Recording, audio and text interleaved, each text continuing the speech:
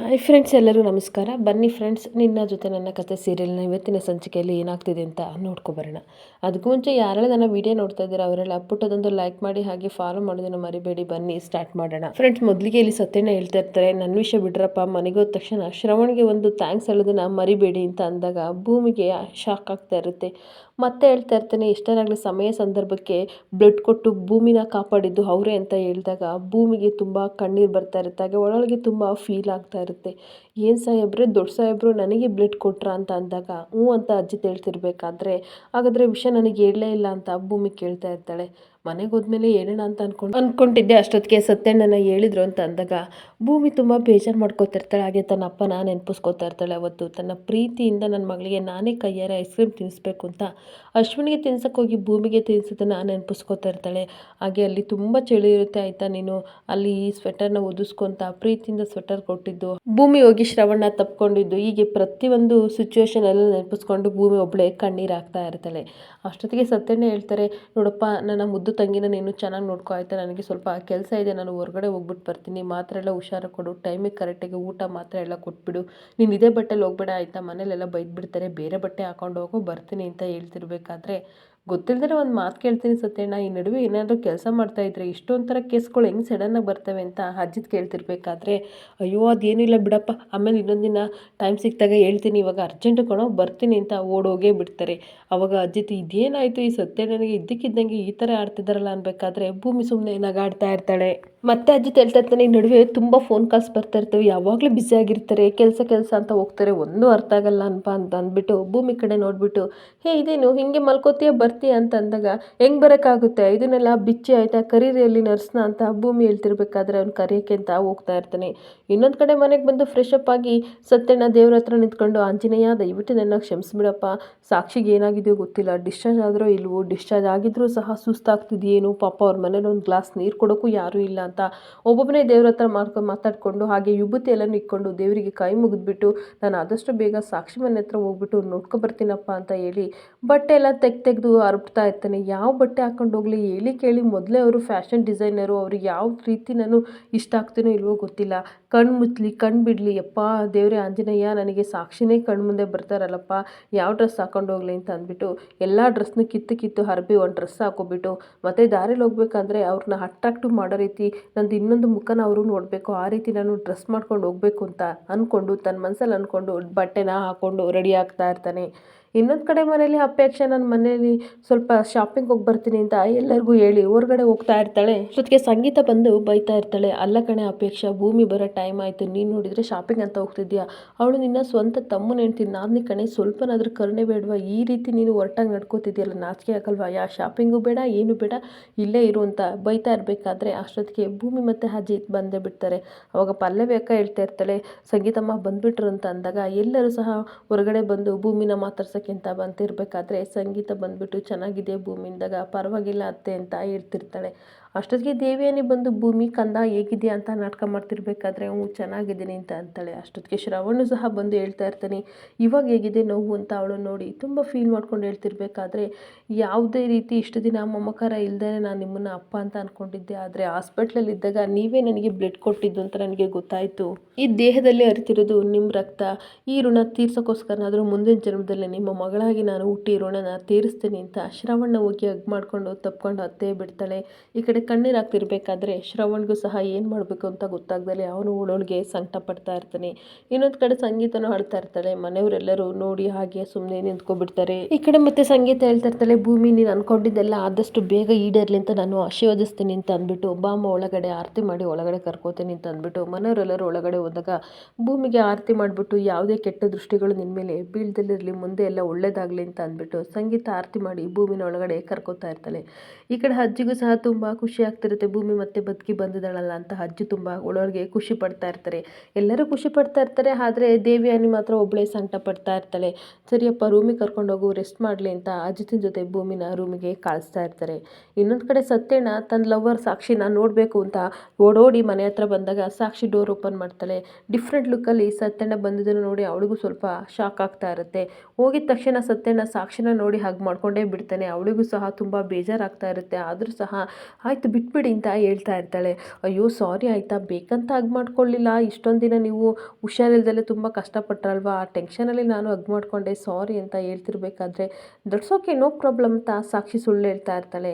ಮತ್ತೆ ಹೇಳ್ತಾ ಇರ್ತಾಳೆ, ನೀವು ಸ್ಪೆಕ್ಟ್ ಹಾಕ್ಕೊಳ್ಳಿ, ತುಂಬ ಚೆನ್ನಾಗಿ ಕಾಣ್ತಾ ಇದ್ದೀರಾ ನೋಡಬೇಕು ಅಂತ ಅಂದಾಗ ಸತ್ಯನ ಸ್ಪೆಕ್ಟ್ ಹಾಕ್ತಾ ಇರ್ತಾನೆ. ಮತ್ತೆ ಸ್ಪೆಕ್ಟ್ ಹಾಕಿ ಸತ್ಯನ ತೋರಿಸಿದಾಗ ವಾವ್ ತುಂಬ ಹ್ಯಾಂಡ್ಸಮ್ ಆಗಿಬಿಟ್ಟಿದ್ದೀರಾ ಸತ್ಯನ ನೀವು ಅಂತ ಹೇಳ್ತಾ ಇರ್ತಾಳೆ. ಸತ್ಯವ್ರೆ ತುಂಬ ಅಂದರೆ ಹ್ಯಾಂಡ್ಸಮ್ ಆಗಿ ಕಾಣ್ತಾ ಇದ್ದೀರಾ, looking like A handsome hug ಅಂತ ಹೇಳ್ತಿರ್ಬೇಕಾದ್ರೆ ಈ ಕಡೆ ನಾಚ್ಕೊಂಡು ಅವಳು ಹೇಳ್ತಿರೋದನ್ನ ನೋಡಿ ಸತ್ಯನಿಗೆ ತುಂಬ ನಾಚಿಕೆ ಆಗ್ತಾ ಇರುತ್ತೆ. ಮತ್ತೆ ಸತ್ಯನೇ ಹೇಳ್ತಾ ಇರ್ತಾನೆ, ಎಲ್ಲ ನಿಮಗೋಸ್ಕರ ಆಯ್ತು, ಎಲ್ಲ ನಿಮ್ಮ ಪ್ರೇರಣೆ, ಈ ಥರ ಯಾವಾಗಲೂ ನಾನು ಬರೀ ಮೈ ಮುಚ್ಕೊಳ್ಳೋಕ್ಕಿಂತ ಬಟ್ಟೆ ಹಾಕ್ತಿದ್ದೆ, ಆದರೆ ಹೊಸ ಲುಕ್ಕಲ್ಲಿ ಬರೋಣ ಅಂತ ಅನ್ನಿಸ್ತು, ನಿಮಗೋಸ್ಕರ ಬಂದೆ ಅಂತ ಅಂದಾಗ ಸಾಕ್ಷಿ ಒಳಗೆ ಸ್ಕೆಚ್ ಹಾಕೋತಾ ಇರ್ತಾಳೆ.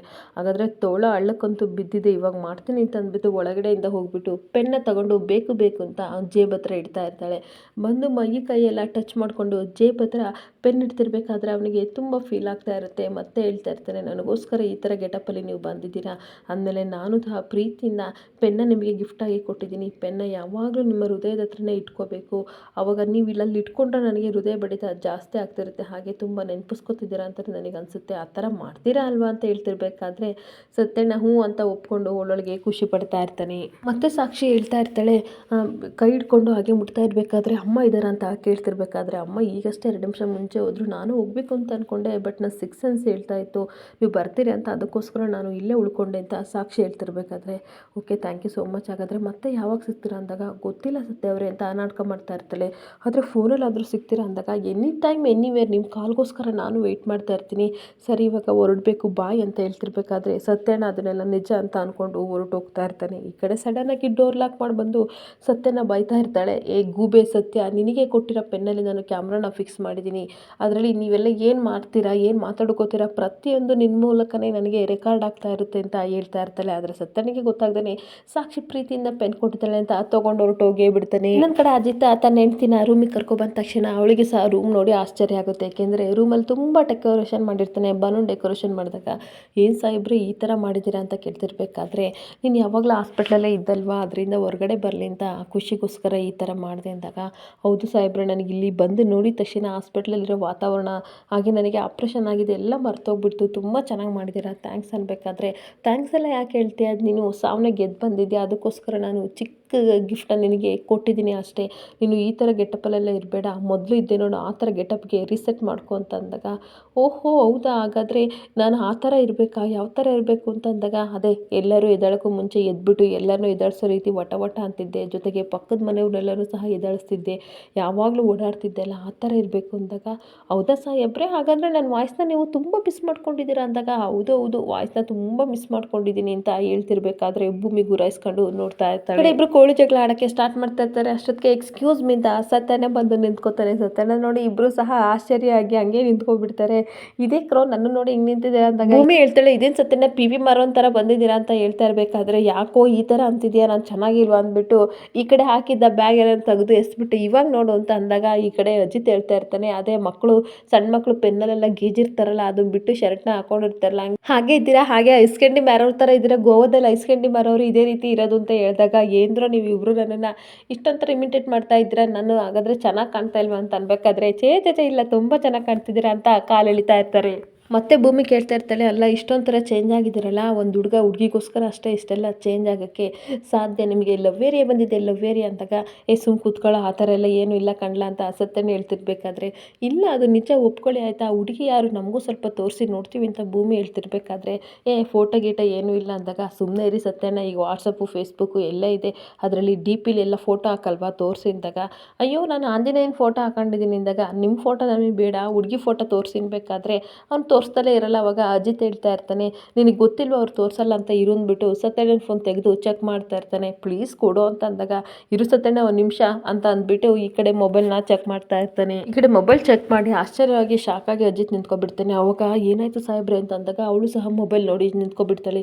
ಏನಾಯ್ತು ಹೇಳಿ ಅಂದಾಗ, ಈ ಸತ್ಯಣ್ಣ ನಾನೊಂದು ಮಾತು ಕೇಳ್ತೀನಿ ನಿಜ ಹೇಳಿ ಅಂತ ಕೇಳ್ತಿರ್ಬೇಕಾದ್ರೆ, ಏನು ಹೇಳಪ್ಪ ಅಂದಾಗ, ನಿನ್ನ ಹುಡುಗಿ ಹಾಗಾದರೆ ಚಿಟ್ಟೆ ಹಿಡಿಯೋರು ಅಂತ ಕೇಳ್ತಿರ್ಬೇಕಾದ್ರೆ, ಏನು ಚಿಟ್ಟೆ ಹಿಡಿಯೋರು ಅಂತ ಅವನು ಆಶ್ಚರ್ಯದಿಂದ ಕೇಳ್ತಿರ್ಬೇಕಾದ್ರೆ ಅಲ್ಲಿ ನೋಡಿದರೆ ಅವಳು ಚಿಟ್ಟೆ ಫೋಟೋ ಹಾಕಿರ್ತಾಳೆ. ಆಗ ಅವನು ಹ್ಞೂ ಅಂತ ನಗಾಡ್ತಾ ಇರಬೇಕಾದ್ರೆ ಹಾಗೆ ಮತ್ತೆ ಸತ್ಯನನ್ನ ಶರ್ಟ್ ನೋಡ್ಬಿಟ್ಟು ಸಿಕ್ಕಾಪಟ್ಟೆ ಅಜಿತು ನಗಾಡ್ತಾ ಇರ್ತಾನೆ. ಇಬ್ಬರು ಸಹ ತುಂಬ ಕಾಲೆಳಿತಾ ಇರ್ತಾರೆ. ಇನ್ನೊಂದು ಕಡೆ ರಾಣಾ ರೀಟಾ ಹತ್ರ ಅಕೌಂಟ್ ಡೀಟೇಲ್ಸ್ನ ಕಲೆಕ್ಟ್ ಮಾಡ್ಕೋತಾ ಇರ್ತಾನೆ. ಇದು ಹೋದ ತಿಂಗಳದು, ನನಗೆ ಈ ತಿಂಗಳು ಡೀಟೇಲ್ಸ್ನ ಕರೆಕ್ಟಾಗಿ ಕೊಡು ಅಂತ ಕೋಪ ಮಾಡ್ಕೊಂಡು ಅವಳ ಮೇಲೆ ರೇಗಾಡ್ತಾ ಇರ್ತಾನೆ. ಅಷ್ಟೊತ್ತಿಗೆ ಸಾಕ್ಷಿ ಅಲ್ಲಿಗೆ ಬಂದ್ಬಿಟ್ಟು ಹಲೋ ಡ್ಯಾಡ್ ಗುಡ್ ಮಾರ್ನಿಂಗ್ ಅಂತ ಬರ್ತಾ ಇರಬೇಕಾದ್ರೆ ಏನು ಮಗಳೇ ಇಷ್ಟೊಂಥರ ಖುಷಿಯಾಗಿದ್ದಿಲ್ಲ, ಏನು ಬೇಬಿ ಅಂತ ಅನ್ಬೇಕಾದ್ರೆ ನಾನು ಇವಾಗ ಸತ್ಯನ ಮೀಟ್ ಮಾಡ್ಕೊಬಂದೆ ಅಂತ ಹೇಳ್ತಿರ್ಬೇಕಾದ್ರೆ ಆ ಅಜಿತ್ ನೋಡಿದರೆ ಗುಂಡಿಗೆಗೆ ಗನ್ ಇಟ್ಟಿದ್ದಾನೆ. ನೀನು ನೋಡಿದರೆ ಆ ಬಫೆಲೋ ಹೋಗ್ಬಿಟ್ಟು ಆ ಬಫನ್ನ ನೀನು ಸತ್ಯನ ಮೀಟ್ ಮಾಡ್ಕೊಂಡು ಬಂದಿದ್ದೀಯ ಅಂತ ರೇಗಾಡ್ತಿರ್ಬೇಕಾದ್ರೆ ಏನು ಬೇಬಿ ನೀನು ಸೀರಿಯಸ್ ಆಗಿರಬೇಕು, ಬಿ ಸೀರಿಯಸ್ ಅಂತ ಹೇಳ್ತಿರ್ಬೇಕಾದ್ರೆ ಅಯ್ಯೋ ಡ್ಯಾಡ್ ಈ ಸಾಕ್ಷಿ ಏನು ಲಾಭ ಇಲ್ದಲೆ ಒಬ್ರ ಜೊತೆ ಮಾತಾಡಲ್ಲ ಅಂತ ನನಗೆ ಗೊತ್ತು ತಾನೆ ಅಂದ್ಬಿಟ್ಟು ರೀತಾ ಲ್ಯಾಪ್ಟಾಪ್ ಅಂತ ಹೇಳ್ತಿರ್ಬೇಕಾದ್ರೆ ಓಕೆ ಮೇಡಮ್ ಅಂತ ಅವಳು ಲ್ಯಾಪ್ಟಾಪ್ನ ತಂದು ಕೊಡ್ತಾ ಇರ್ತಾಳೆ. Wait for surprise dad wait ಮಾಡಿ ಅಂತ ಹೇಳ್ತಿರ್ಬೇಕಾದ್ರೆ ಅವಳು ಲ್ಯಾಪ್ಟಾಪ್ನ ತಂದು ಕೊಟ್ಟ ತಕ್ಷಣ ಲ್ಯಾಪ್ಟಾಪಲ್ಲಿ CC ಕ್ಯಾಮ್ರಾನ ಫಿಕ್ಸ್ ಮಾಡಿ ಪೆನ್ನ ಸತ್ಯನಿಗೆ ಕೊಟ್ಟಿದ್ದಾಗ ಅವರೆಲ್ಲ ಮಾತಾಡೋದೆಲ್ಲ ರೆಕಾರ್ಡ್ ಆಗಿರುತ್ತೆ. ಅದನ್ನು ನೋಡಿ ಈ ಕಡೆ ರಾಣಾ ಮತ್ತು ಸಾಕ್ಷಿ ತುಂಬ ಅಂದರೆ ತುಂಬ ಖುಷಿ ಪಡ್ತಾ ಇರ್ತಾರೆ. ಅವ್ರು ಏನೇನು ಮಾತಾಡ್ತಾರೆ ಅದೆಲ್ಲ ಇಲ್ಲಿ ಬರ್ತಾ ಇರುತ್ತೆ. ಅದನ್ನು ನೋಡಿ ನಮಗೆ ಬೇಕಾದಂಗೆ ನಾವು ಮಾಡ್ಕೋಬೋದು ಅಂತ ಇಬ್ಬರು ಖುಷಿ ಪಡ್ತಾ ಇರ್ತಾರೆ. ಇಲ್ಲಿಗೆ ಈ ಸಂಚಿಕೆ ಎಂಡ್ ಆಗ್ತಿದೆ. ಈ ವಿಡಿಯೋ ಇಷ್ಟ ಆದರೆ ಪುಟ್ಟದೊಂದು ಲೈಕ್ ಮಾಡಿ, ಫಾಲೋ ಮಾಡಿ. Thank you.